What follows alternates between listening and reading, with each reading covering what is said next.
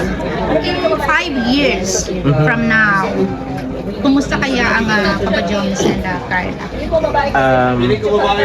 Hopefully sa magandang status na, di ko alam kung ano. I think tapos na siya ang kanyang pagiging ano? Probably po baka Baka pasado na siya. So, ewan ko, ayoko kasi pangunahan yung ano. Parang pinapano ko lang eh. Pinapano ko na lang kay God kung ano ba ang plano niya sa amin. So, pinapaubaya ko na lang. Kasi para bang isusurrender mo na po nung Opo. so para safe ka din kasi mali mo may sinagot ka tapos hindi na yung expectations ng Opo, viewers. oo. So mapabas ka. Napakagaling ng sagot. Ano ko lang naman siya. Pwedeng sabihin natin na in a safe place. Pero ayoko din kasing ayoko pangunahan yung pagkakataon. Kasi hindi